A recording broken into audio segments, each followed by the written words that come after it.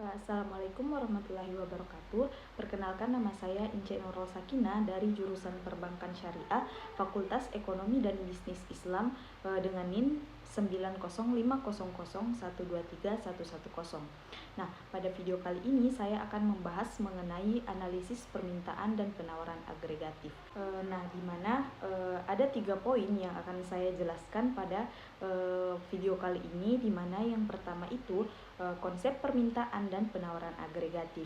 Nah, yang kedua itu analisis kurva permintaan agregatif, dan yang ketiga itu analisis kurva penawaran agregatif. Nah, di mana langsung saja kita pada materi pertama, yaitu konsep permintaan dan penawaran agregatif. Nah, permintaan agregat itu adalah jumlah total pembelanjaan oleh rumah tangga konsumen, perusahaan, dan pemerintah pada berbagai tingkat harga.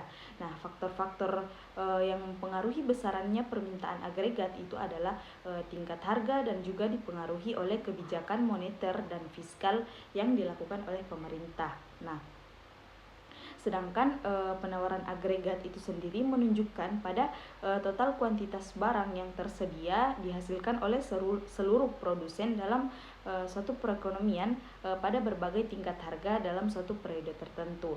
Nah, faktor-faktor yang mempengaruhi penawaran agregat itu sendiri adalah tingkat harga, kapasitas produk suatu perekonomian, dan biaya produksi. Materi kedua itu analisis kurva permintaan agregatif. Nah, kurva permintaan agregatif itu merupakan suatu garis yang menurun dari kiri atas ke kanan bawah. Artinya, wujud dalam sifat kurva agregatif itu yang menurun ke bawah ini itu disebabkan oleh beberapa faktor. Nah, yang pertama itu tingkat harga dan pengeluaran rumah tangga dalam suatu waktu tertentu. Tingkat pendapatan nominal masyarakat itu tetap. Nah, tingkat gaji dan upah dan jumlah kesempatan kerja itu akan menentukan jumlah pendapatan yang diterima masyarakat pada suatu waktu tertentu. Nah, yang kedua itu tingkat harga.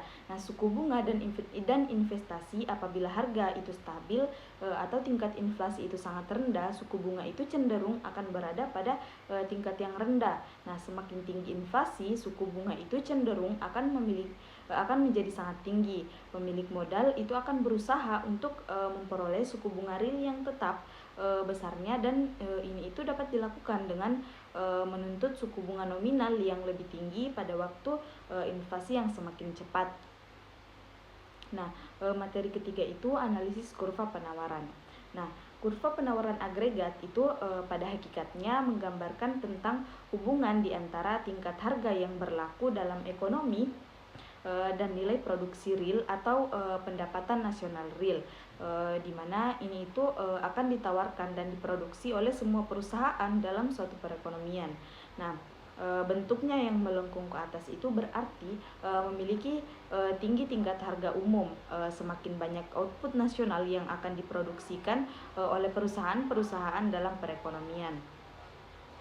Nah, baik, itu saja yang dapat saya jelaskan pada video kali ini. Kurang dan lebihnya mohon dimaafkan. Wassalamualaikum warahmatullahi wabarakatuh.